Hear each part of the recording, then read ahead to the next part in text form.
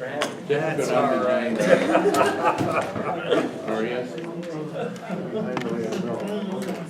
Take a trip down. How's everybody else doing? Something like Hanging in there? I think they are. But they're Alright. Hello. How are you, Carol? Thank you. Good. Congratulations. She's beautiful. Yeah. Another girl. Emmy May. I don't think I've ever met her. The lounge is like a hotel, people going everywhere. Registration desk, information desk, shops. I mean, Yes, ma'am. Just with Christie's. You already saw it. That's the email. Nationwide, Well, those were so many. I got into a trap, Top did two-sided. wrote third. Oh, not in the original one I got. He was really exact. It must be in the Staples. That one. I was So her recording by actual man. letter is on the, I know it's right. Oh, yours isn't, forgive me. This is Christie's. Or no, Matt's letter. this is Christie's. So Christie's is on the back of the front page. We're staying the same. So you've got three altogether. Okay. Carl, Justin, Carl. There? Did I give you extra? No, I will add a few in my pack. Oh, okay. All right, thanks.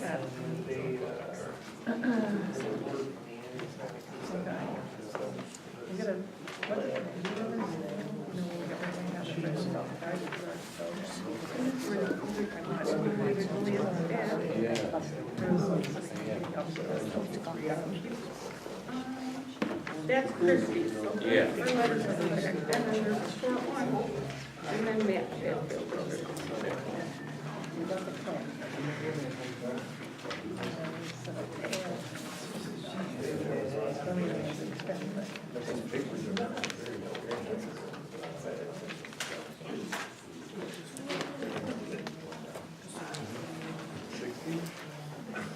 You ready to take notes, huh?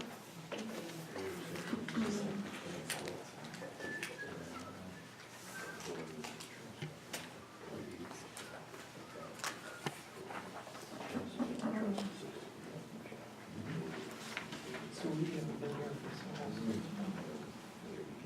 It's been a while.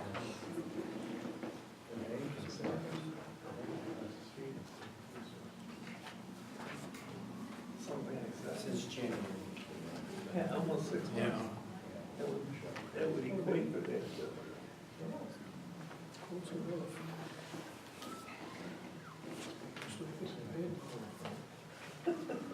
Yeah, now I'm directly. Everybody take a look at the note from Don. Yeah. I'm not gonna bother reading it. Oh.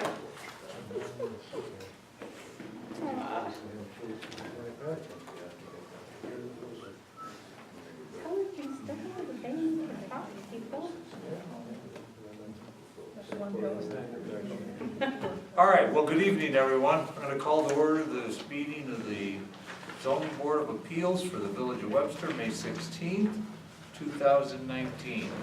There are a few items here that we will take care of first, then we'll get into the items on the agenda. The first thing is, it's been a while since we have met. So what we've got is the meeting minutes from January 17th. And what I need to know is if you've had a chance to read them over, and if you have, does anyone have a motion to approve or amend those meeting minutes as they are written? I'll make a motion that we approve them as written, as usual. Bill, approved as written, Second emotion. seconded by Bob, all in favor? Aye. Aye. Opposed? None. There we go, meeting minutes are done. All right, on tonight's agenda, we have one item. And if I don't do well with names, I usually don't, just bear with me. But we have a scheduled matter for Elaine Hosmer, owner of 58 Latham Park. I'm not gonna bother to read the tax ID number, it's in there. The applicant proposes to convert a single-family house to a single-family house with an apartment. Accordingly, the village code, section 175-12, apartments are not an allowable use in an R1 zone, and that's what this is, not R1 9.6. The applicant therefore seeks a use variance from the zoning board of appeals pursuant to village code, section 175-76C, and then the applicable codes referenced here are 175-12, which is the use variance, 175-76C, which are the conditions under which we can grant that, and make note that the property is zoned R1 9.6 residential neighborhood. Now, here's how this will work. We usually don't have people here, but I appreciate you coming. And the way this will work is I will ask, first thing I'll do is I'll read into the record the use variance conditions, just so that they're there. And then what I'll ask you all, or I'll ask the applicant to do is to stand up and identify herself and her address and tell us why they need relief from the regulatory framework that currently exists. The board will then ask a few questions back and forth. At that point, I will open up the floor to anyone and everyone who wants to make a comment for or against this project. If we have to stay later than usual, we will do that. We will stay until we've heard from anybody. At that point, we'll close the open discussion on the floor. The board will then openly discuss it back and forth among themselves, go through the 4 conditions that exist for granting a use variance, and then render a decision. Now, decisions from this board need to be a majority of the board present. Actually, they need to be 3 in the affirmative. We happen to be full tonight, so that's a majority of those present, and you need an affirmative vote of 3 votes. If we don't reach that, then I will continue to bring the board back into session on a regular basis that we'll determine at that time until they make a decision for or against it. I'm not a fan of letting things go the 61 days. It's automatically granted if you've made an application and the board doesn't make a decision. The likelihood of that is pretty slim, but I wanted everybody to be aware of that beforehand. So, out of our village code,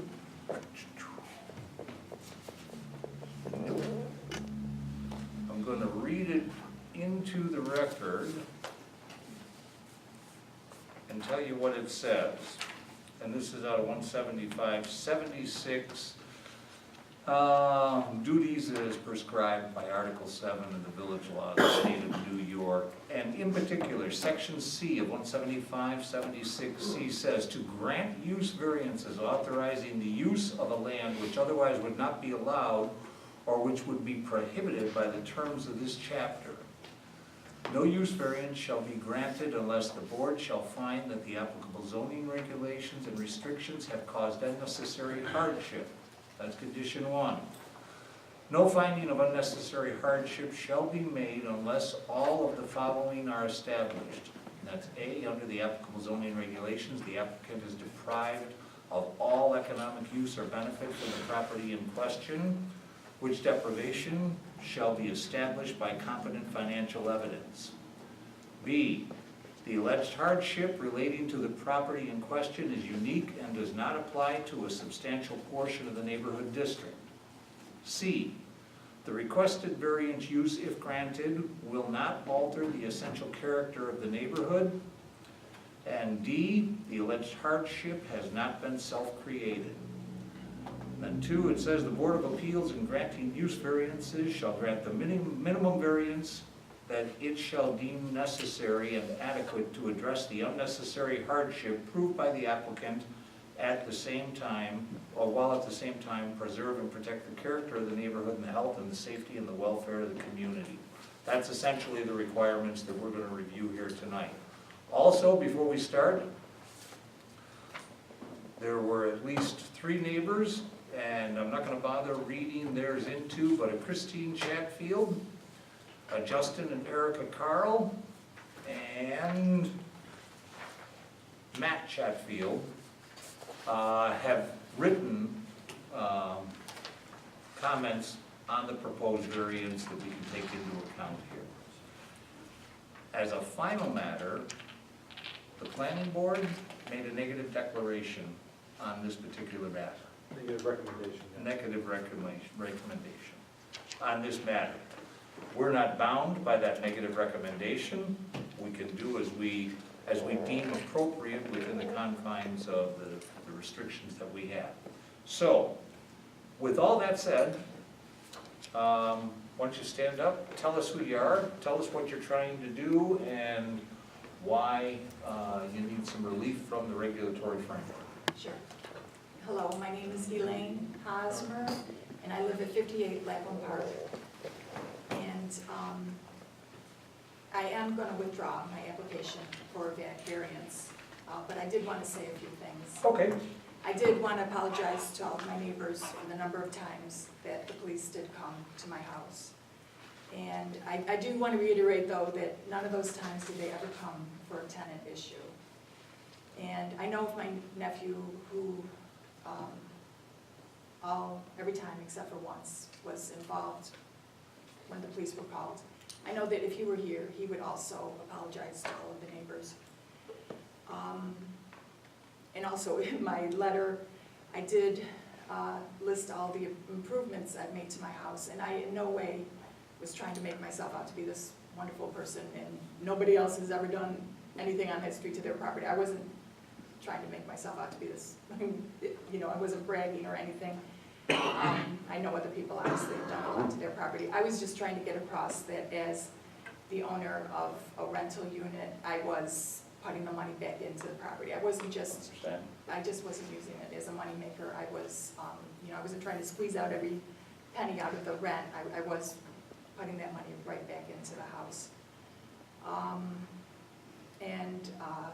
Really, that's it. I am going to withdraw my application. I'm going to use the property as a single-family house. And my nephew, who was going through some serious problems, he is in Florida. So he is getting treatment down there, and I do not know if, you know, what his future plans are. But you know, I do feel bad about the police coming to the house. It was hard, and I'm sure it was very hard for the neighbors. So I am apologetic about that. Understand. Well, thank you very much. That was very brave. I appreciate it. I applaud you for that. And good luck with your nephew. Thank you. Oh, can I just say one other thing? Absolutely. The couple that are tenants right now, could I work with Will? I have not told them of this issue, and I was wondering if I could work with Will and ask for a little leeway with the neighbors as far as telling him. What I was gonna ask you is, do you have a lease with them now? I do, but however, it is month to month. Oh, it is month to month? It is Okay. month to month. It just is, I know he walks to work, and they did indicate originally that they might not stay that long. I don't know if they've kind of gotten, they like the neighborhood and they like the apartment, they want to stay there, but I understand that I'm going to have to give them notice and Sure, inform no, them. the attorney's not here, but in speaking to the attorney at the last meeting, Uh-huh, he said we would be obligated to honor that lease sure. from a legal standpoint. Can I So- change my answer and say it was he 1 year lease? No? Yeah. Oh, heaven. No, it is month to month. Okay, yeah, that's fine, yeah, we'll. Well, I think you can work through Yeah, that absolutely. individually, and if it's reasonable. Yeah. And everybody here that's what we want to do. understands about a lease and everything, correct? Okay, good. Okay, Thank you, Will. I'll be in touch. sure. All right. Thank you. Thank you very much. And Will, before we, this has been corrected on the rolls so that we can't have a mistake That, I'm again gonna have a long talk with the town, yes. Understand. Yeah. Thank you. Formal withdrawal, do we need something, in the absence of Don, I don't know the answer to this, but do we need something? I mean, we have it on record that there's been a formal withdrawal. Yeah, Do we need something in writing? we can just handle that administratively. I mean, we have the meeting minutes, and the meeting minutes will reflect that the applicant withdrew their application. We've had these in the past, Okay. so I don't think there has to be a vote or anything. Fair enough. The board. All right. And, yes, sir, Is it please. possible still to be heard on this matter? Absolutely. My name is James Watson. I live at 51 Lapham Park, which is kitty corner to Chris Hosmer's house, and certainly am thankful and appreciative of her decision to withdraw. However, I just would like to share with you, I think the chairman has the original, and there's copies for the rest.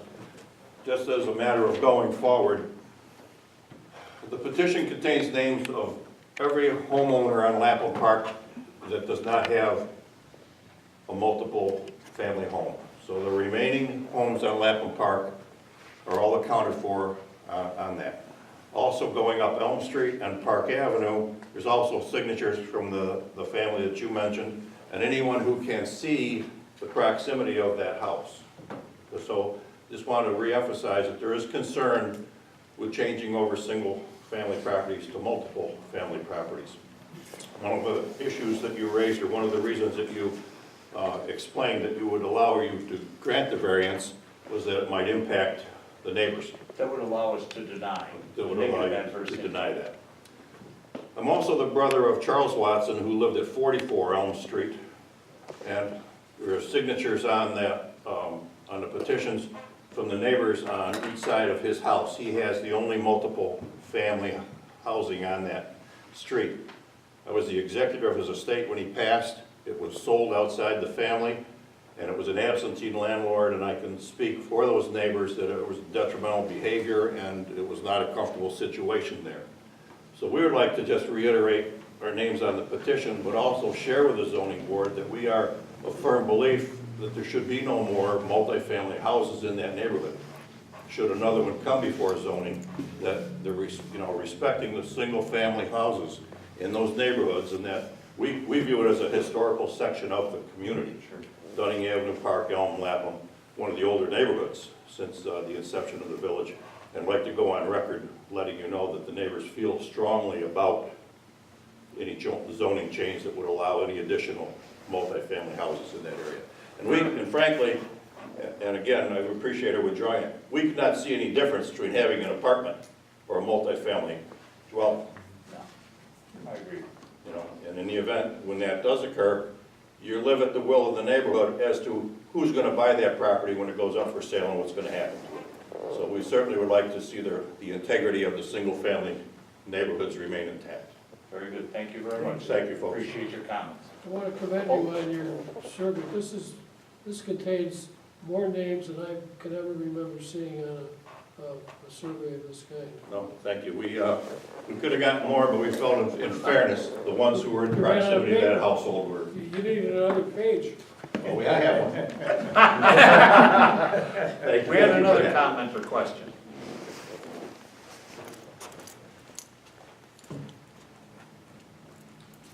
Rick Walder, 20 Elm Street. There's just one thing I'd like to point out here that wasn't mentioned at the planning board meeting. I talked to our attorney afterwards and brought this up, is the problem with this type of action is a variance stays with the property forever. Unlike the other multiple housing in the neighborhood, if they become vacant for a period of time, they revert back to single family. A variance is basically forever. So this would establish a very bad precedence within our community. Because if it had gone toward multiple, gone at some time, been used again for a single, 10, 20, 30 years from now, somebody could make it back into a double because the variance stays forever. So a variance to make a double or a triple or any multiple housing would be a very bad thing for our community. Thank you. Understood. Thank you. Yes, ma'am.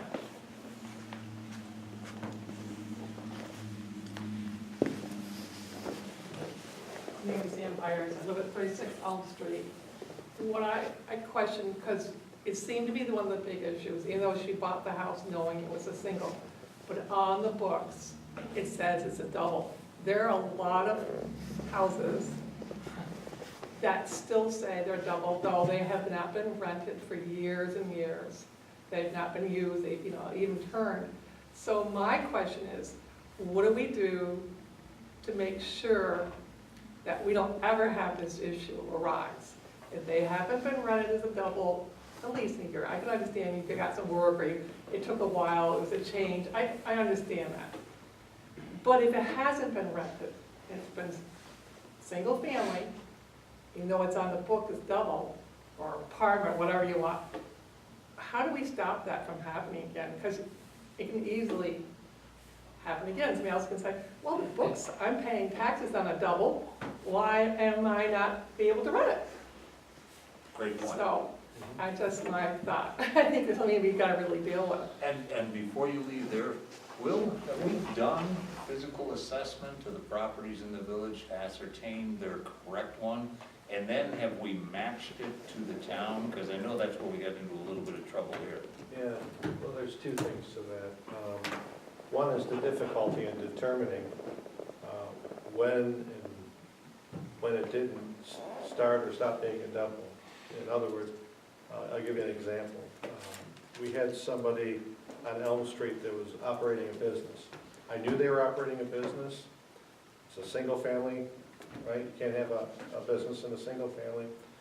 And there was an ad in the paper. I had all this evidence. And I talked to our attorney at the time, and he says, well, the only thing you can do is have somebody go in there, receive the services, pay for it, get a receipt, come back and testify in court. So what happens in a situation like this, you run into the same situation. I have to be able to prove in a court of law that without a doubt it's been 6 months that it has not been used as a two-family. Look, I mean, no offense, you Yeah. ask their neighbors. Yeah. I mean, you ask Well, their neighbors, okay. because their neighbors are going to tell the truth. I don't think they're gonna lie. Hold it. I don't know if you have a vendetta against your neighbor. Now, I'm telling you, this is how it works in the court, because I've been to court, because remember we've had this conversation, right? This is how it works in the court, okay? Excuse me, you're the neighbor of this individual? You say, well, yeah. So you're telling me that no one has lived in the other side of this two-family for over 6 months? Yes. Well, what is your proof, ma'am? Well, Wait a minute. But you've got multi-neighbors. Oh, sure, but you have to have proof, even if I have pictures. I think can't you're even wrong. take somebody I really else's think you're wrong, pictures. Will. I think you have more than one resident saying, because you're saying every single neighbor around them Yeah. can't stand this family.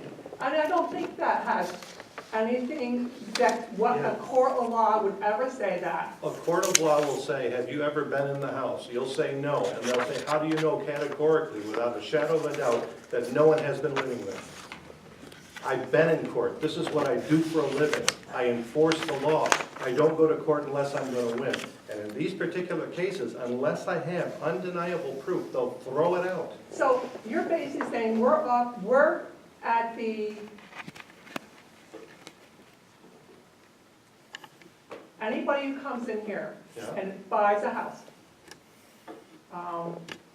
say it's my neighbor, and they all need to do is look at the books and say this is a new board, Mhm. even, new board here, a new board in town. Sure. They're their friends on on the planning board. I have now an apartment. Even though I know, and I've been in that house, but even that could be still in vendetta against my neighbor. And so we really, our law means nothing. No, the same law that protects you also protects the people that own the house. What I'm saying is, if you were in the house, and you could show me for 6 months that no one's been in there, you could come to court with me and you can testify to the judge. I testify, I solemnly swear that no one has lived in this house. I've been in that house, I know no one has lived in that house. They would probably accept your testimony. But I'm saying, I can't just take people's words for it, I have to have proof. Either that or I have to be invited into the house and I have to visibly see for myself. Now, is there on the tax roll, if you're a double, Yeah. are you paying more money tax-wise? I have no idea, you have to talk to the assessor. Because that would be the next question. Yeah, I would assume so, I mean, it's a double, Yeah, that's what I'm assuming Yeah. too. So the only reason why you'd want to stay as a double is if you want to sell it as a double. Perhaps, I don't know if that's the only reason, but that is a reason, yes.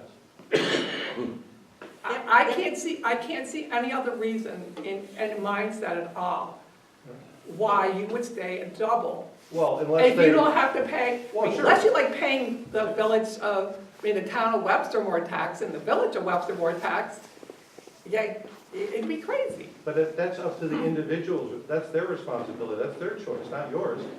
They decide. But how the to- problem is, we're set up to this happening again. I mean, she Oh, might sure be a we very are. sweet lady, Absolutely. but she used, there was a difference of opinion. Yeah. The tax roll said one thing, and so she looked at it and said, So she goes, talks to them. But you Then she see, gets directed, but in this particular situation, the system worked. So even though the situation arose because of a miscommunication somewhere along the line, the system worked. But Will, you don't get what I'm saying. The system can work, and this is what makes people upset. Until, when something is supposed to be carried through, there's those laws. And somebody figures, either has somebody on the board to turn their head, I'm not excusing, but there is. There are times that people turn their head and say, oh, she'll do, she or he'll do, I know him, he's very, and then people feel the law doesn't mean anything. So I'm not trying to, I'm just saying, there's gotta be a way. Oh, absolutely. And I wish there was I had a magic ball where I could tell. As soon as someone stops using it, I could go, okay, the clock starts now, 6 months. And then I start keeping track.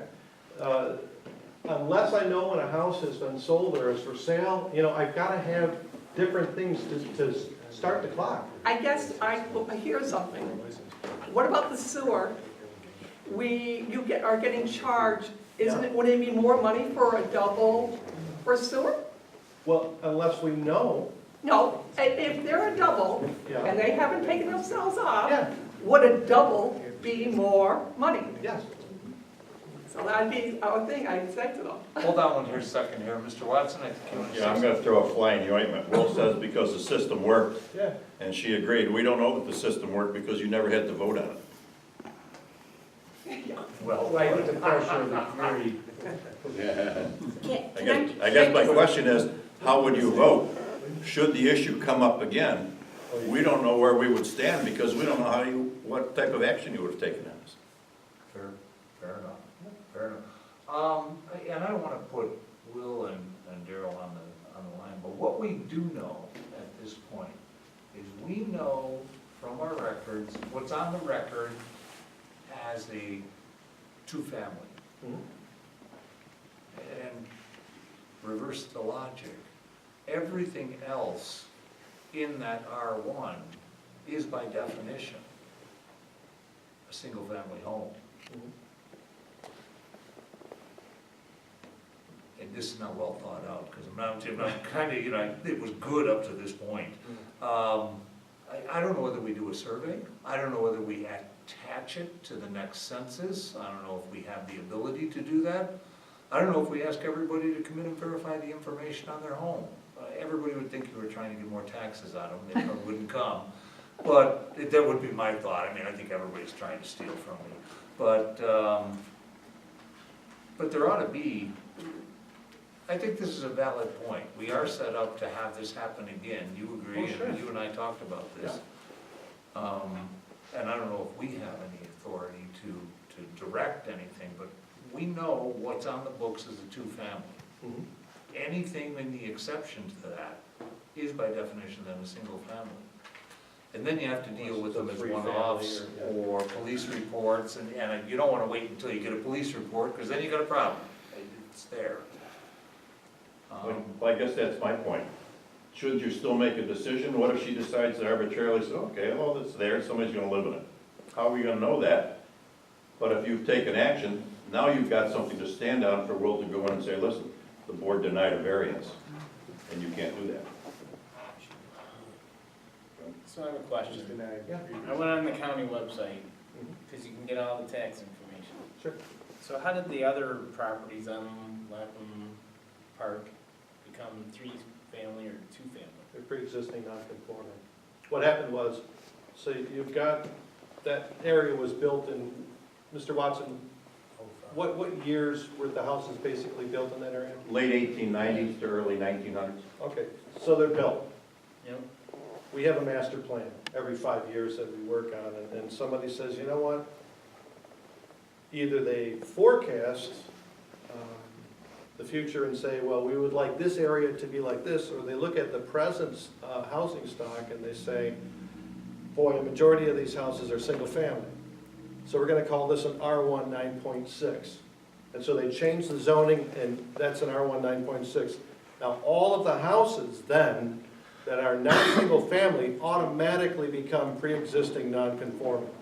So if you have a 2-family or a 3-family, they're automatic. Now, our code says, okay, for these non-conforming uses, here's a list of things that trigger their change. Okay, so if a house is destroyed up to 75%, the same house can be built on the foundation, same size and everything, but it has to revert to a single family. If a use ceases to exist for up to 6 months, it has to revert to whatever, it is.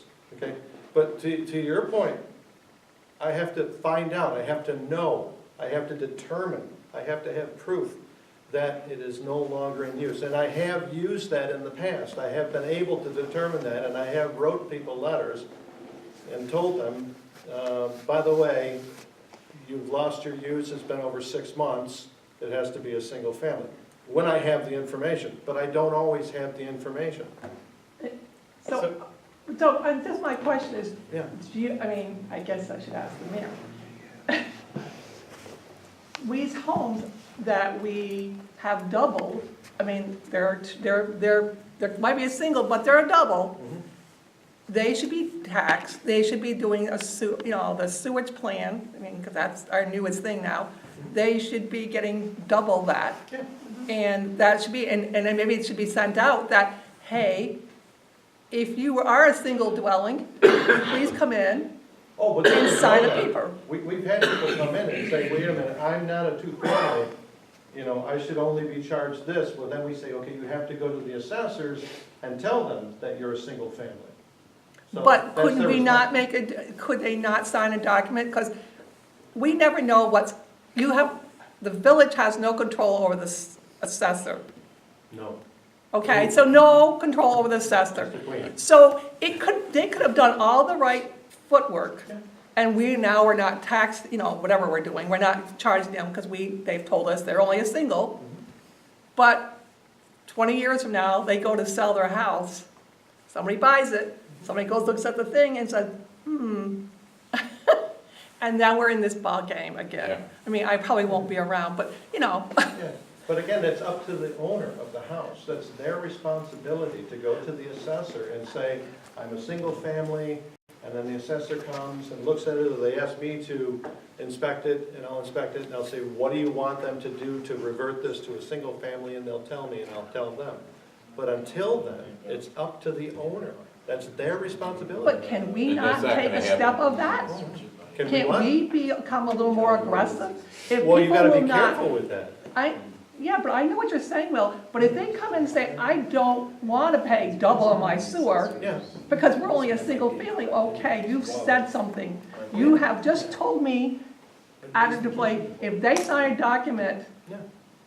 and for some reason, that is now in play forever, gets put in a book, it gets microphone, I don't know what you do to hold it. Who does it come from? You just said it. It's the homeowner, but The you're saying they are still responsible to go to the thing. So if we just say, oh, you have to go to. Oh, I see what you're saying. So if they came to us and said, hey. I don't wanna pay double. Yeah, then I would make that phone call to the assessor. I've done the same thing with the STAR program. Okay. So beware, if you own a house and you're renting it and you're saying you're living there, I've had to call the assessor and say, oh, by the way, the individual's name is on this house, but he doesn't live there, he's renting. And they go, oh, thank you. And they send him a letter saying your STAR is rescinded. So. Yeah, well, that makes sense. Yeah, so if I get the information, yes, absolutely, Okay. yeah. Well, is the Bible the assessor's role? I'm sorry? Is the Bible the assessor's role as far as determining whether it's single family or a double? For the most part, yes. That's where you start. That's the letter of the law. But the spirit of the law is, if we find out, if we have proof or evidence that, you know, a two-family is no longer being used as a two-family for up to 6 months, then we send the owner a letter and we send the assessor a note saying, hey, by the way, you know. So, Carl, not that I want to put you on the spot, but I'm going to. Just going along here, right? That's what you get the big bucks for, right? Yep. What I want to ask you is if you would take this back to the trustees and identify at least the issue and both sides of it, say, we have the potential for the exact same thing to happen again. Now, it won't happen on this one, because Will's gonna fix this record by recommendation, and he's gonna go to the town and fix theirs. All the records will match for this house, never to be used again, without a variance, and we don't know who's gonna, you know, they could come in and ask for a use variance, but we'll fix that. But what I'd ask is that you at least explore some of the options. A lot of good points brought up here. I think we have to examine it at least. I have one point to make, and that is, if this home that I'm gonna buy is advertised as a double, whether it's being used as a double or not, and I buy it, I would like to sell it as a double, because that's, you know, it's very appealing to sell as a double, because I owned a double at one time, and that was pretty nice because it paid for the mortgage. Yeah. So, you know, you're right about, you've got to listen to the neighbors about how many tenants have lived there and how long have they vacated the place, or how long has it been. It's really, like Will says, it's really hard to prove. Well, what I've done in the past, and to your point is, I wouldn't revert it back. I've had a neighbor, or a couple of neighbors say, hey, this house hasn't been used. So what I would do is, the first thing I do is send a letter to the homeowner and say, could you tell me if, you know, this is no longer in use as a two-family, or it's been 6 months or whatever, and I give them a copy of the code, then they have to come back and tell me, you know, whether it is or isn't. But that's as close as I can get, unless they let me in the house and I visibly inspect. You know. Can I just say something, Mr. Lauer? If you have a double, you're not, unless you are, I would think, physically updating it, doing stuff, you're not going to turn it into a single or turn it in and not rent it out. I mean, that's the point. You had a double, it paid for your mortgage, you know, you had it, you had a little bit of income, you could improve it. Then when you decide, hey, I want to sell it, you sold it as a double. That's right. I have no problem with that. The problem is, if a house in this village is not being used, because I'll tell you, I guess this is where I'm going. Fairport has a real problem. The village of Fairport, they have, the houses are snatched up so quick. He did not mention, but the gentleman that owns the house on our street, on Elm Street, is from New York City. He lives in New York City. He had a brother that was up here who would do it. Now he's got somebody hired out. I don't think his brother's coming anymore. I think he's hired. But that's what happened in the city too. These people are just looking at these big old homes. How many places can I shove into them? And then they disappear. And you can't keep them up. You can't do, you know, they're not around. They're not, I mean, when she said, oh, I want to keep my house, I had no question about that. I had none. But did I question the fact that when it's sold, who might buy this house? People looking for income who aren't going to live in that house. There are those couples, there are those people that, hey, this is a great deal, this is a great start. I'll live in it, get rent, and I'll build some equity, and then I can buy my single home. neighborhoods, I understand that. But when you get a neighborhood that just gets bought up, and turned into apartments, because they're on the books as double, I do have, because we did pass a law. I mean, I remember that ruling coming through, that the whole 6 months, and I was all for it. I said, yes, you know, I think we've solved our problem. I guess we haven't. So, I don't know. So those are things that, But I will say two things. Anybody can rent a single-family house. Oh, There's yeah. no law against it. But number two, anybody can come in for a use variance. Say there's a big house, you know, around the corner from you, anybody can come in for a use variance. Because what they'll do is, first they'll come to me and say, hey, I'd like this to be a two-family. I say, you can't do that, not in a single-family zone. Oh, well, I'd like to appeal. All right, if you want to appeal, you have to apply to the zoning board of appeals. And what do you tell them about that likelihood? Well, I try to discourage them as much as possible. The thing, what you don't understand is area variances are area variances. There's two types of variances. There's the area variance and there's a use variance. Area variance is like, I want my fence a little taller, I want my shed a little bigger or closer to the lot line, I want to put an addition on a little closer to the lot line, you know, I want to widen my driveway a little closer to, you know, the lot line, or whatever it may be. Those are simple things.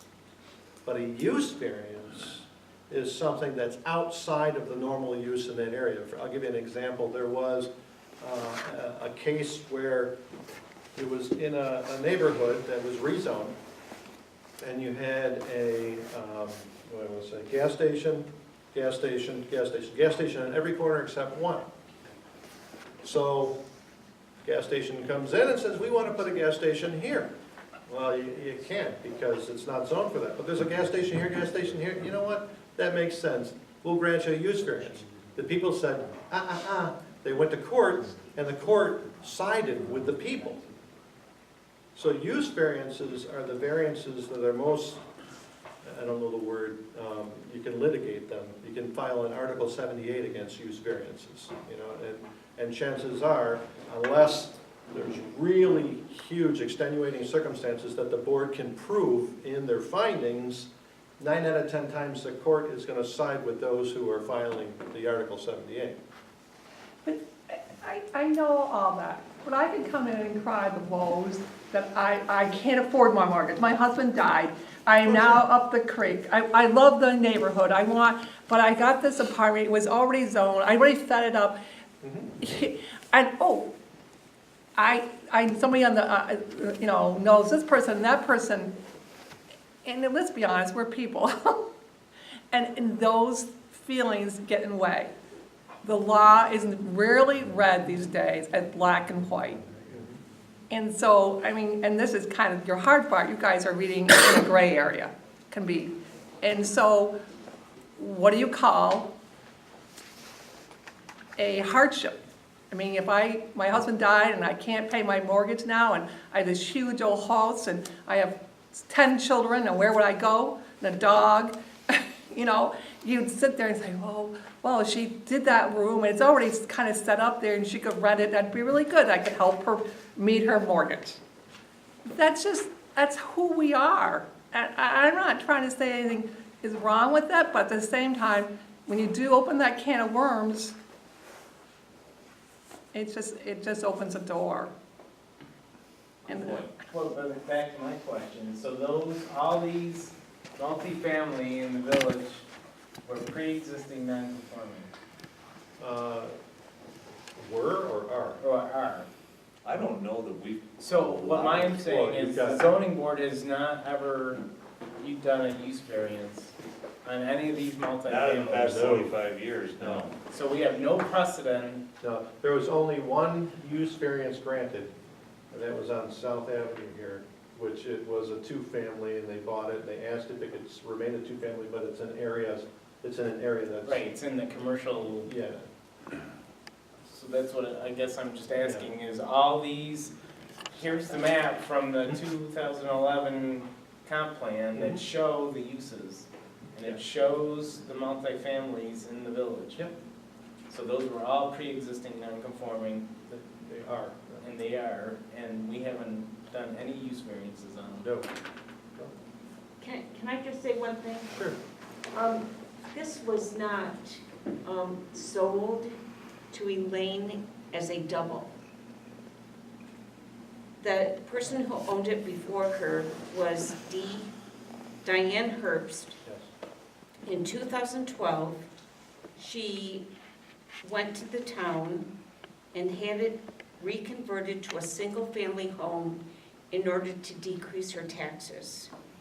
It wasn't a double at that time, it was a single family with an in-law apartment.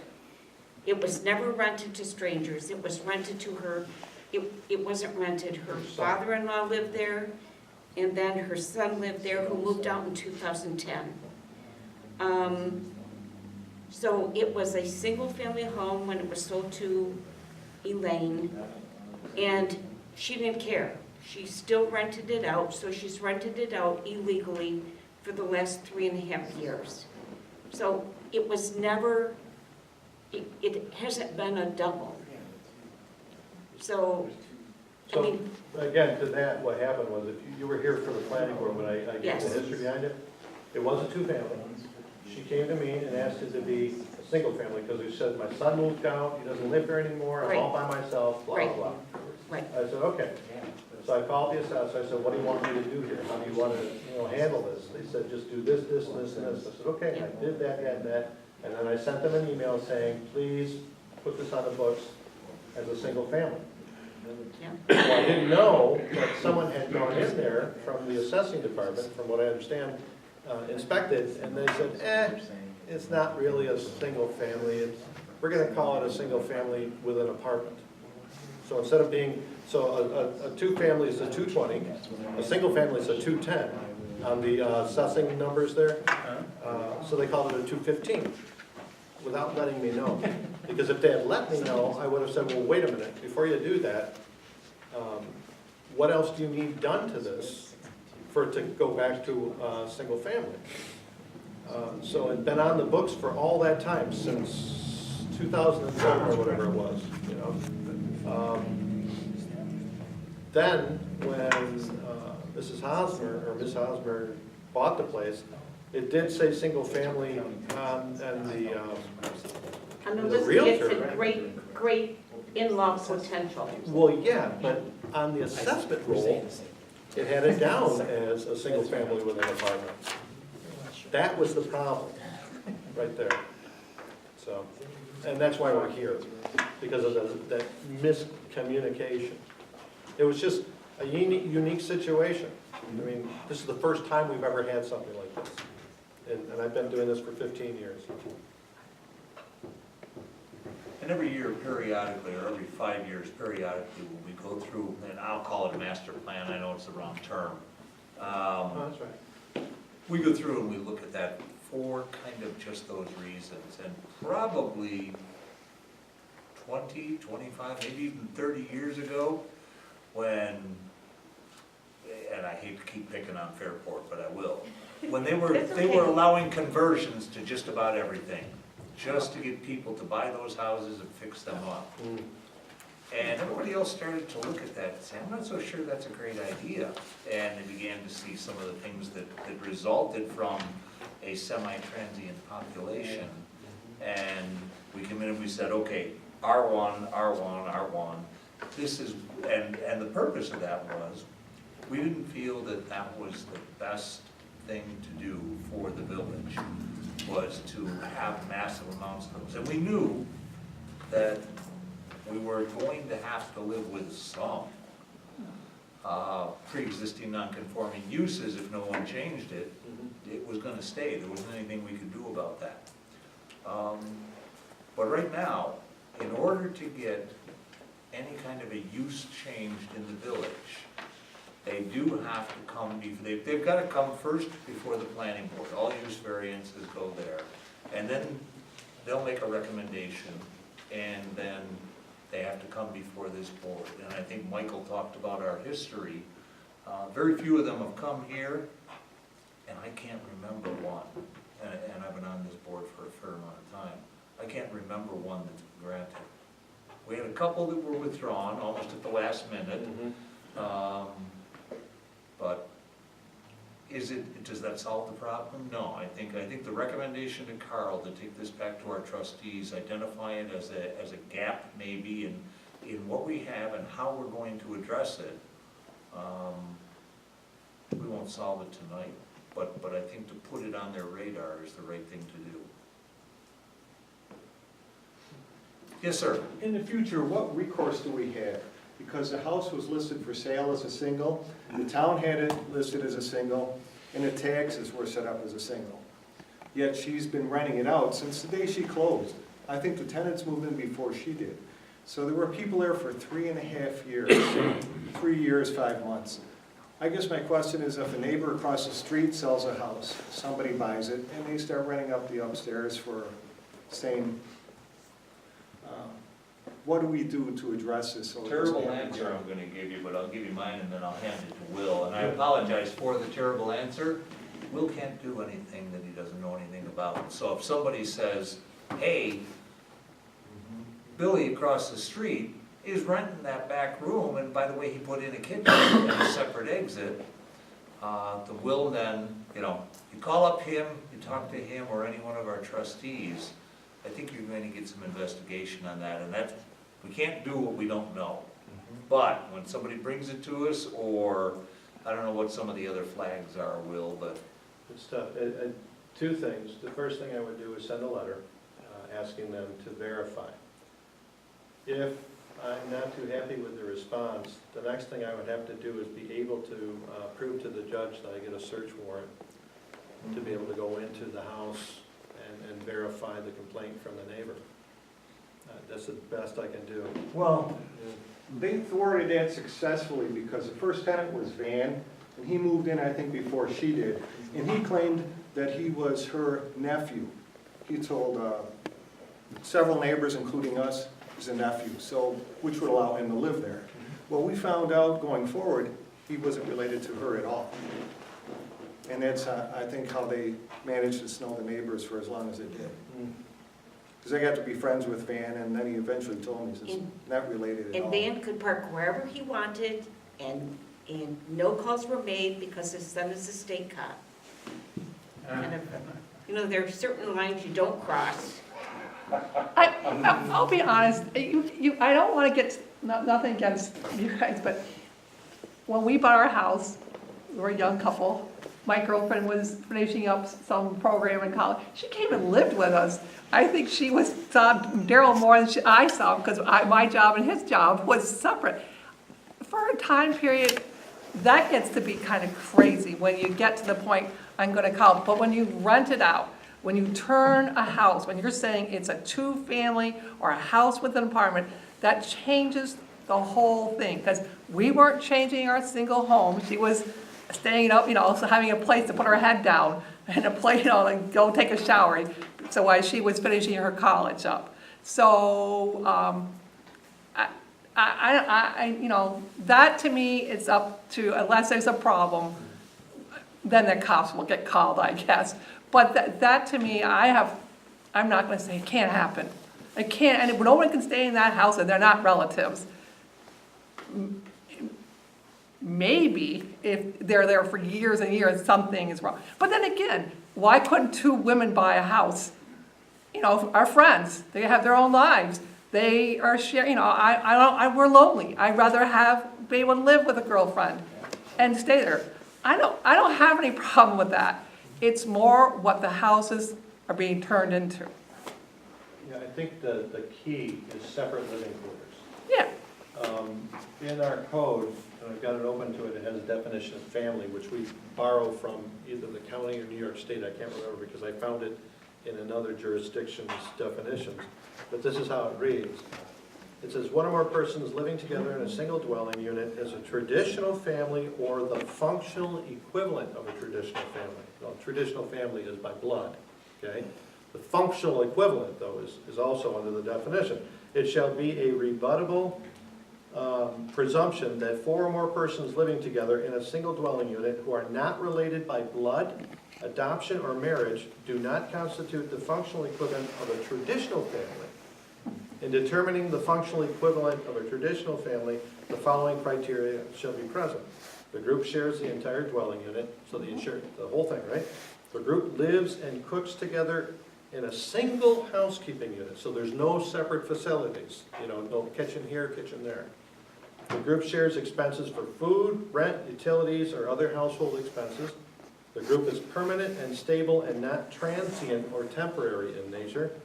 Any other factor reasonably related to whether the group is the functional equipment of a family. So that's, the key is separate living quarters. That's the key, that's the It trick. sounds like the kitchen makes the difference. Yeah, probably, yeah. Sure. Yeah. But in-laws, aren't there often a small kitchen? We have had that in the past, but we have never allowed a separate kitchen. We've always said, you can have this addition or whatever for your in-law, but they have to share the kitchen with you. Now, the town, they have a whole in-law apartment permit process and code. We don't have that. Whether or not we should adopt that, that's up to the trustees. However, they've got a whole process for something like that. We don't. So when we say, if the person says, well, I want to put an addition on for my mom, we say that's great, but you guys have to share living quarters. Because what we don't want to happen is this, right? We don't want them to put an in-law apartment in, and then, mom gives up the ghost, and then it becomes a rent, situation. Now, here's Yes. here's now another bug in the wrench. So people just do things without getting building permits. Oh, absolutely. Sure. And so I have this great little in-law apartment. It's got this little area I could easily turn into a kitchen. So when even though it's single family, when the town goes through with recessing, this is not a single family anymore under their code. Now it is a double or apartment, or whatever they want to call it, okay? I don't care. But then that opens up the whole can of worms again. So do they question, did you give permission for this? Do they ever come to you and say, to the village, I see it was a single and now it's a double. Did you give them permission? And if we say, if it's a no, then do we have a recourse in saying, sorry, you gotta get rid of that kitchen? Two things trigger that. Number one, You had to get in the house. no, this is the most I've ever heard you talk. This is fun. Yeah, Daryl probably says, somebody else. When somebody has work done on their house, I get in the mail what's called an electrical inspection certificate. So if they do electrical work, and I'll give you an example. I got an electrical inspection certificate one time that somebody had remodeled their basement. And I went, whoa. I mean, it wasn't like there was one switch and one plug. There was like 13 switches, 12 plugs, can lights, and this and that. And I went, whoa, we didn't have a permit for that. So I sent a letter to the homeowner, a notice of violation saying, you did this work without a permit. And they said, well, the contractor said that they, were gonna take care of that. I go, well, nobody took care of it. So I ended up going down there, they got the permit, and they had to change a whole bunch of things. So that's the first thing. So I'll get something that triggers it like that, Or, I'll see a dumpster with a whole bunch of wood, and I'll go, what's going on? Okay, they don't like when I do that, but it is what it is. The second thing that triggers it is when they go to sell the house, the realtor will, or the attorney for the realtor say, well, we want all the permits and certificates of compliances. And sometimes they'll say, what specifically do you want? And they'll say, oh, well, there was an addition put on the back, and I'm like, don't have a permit for that. Or, the basement was remodeled, and they say, don't have a permit for that. They say, so that triggers it as well. But that doesn't resolve the kind of issue. I mean, it kind of resolves somewhat, okay? But it doesn't resolve that the town can do their own little thing. Oh, And what we have, and what they come through and say, look, it's a double. And we are like our little world saying it's a single. So that's just an issue. Yeah, this one fell through the cracks. If I might comment, I think Please. we really have to address this issue on the Board of Trustees. And so that, because what we have now isn't very clear, for sure.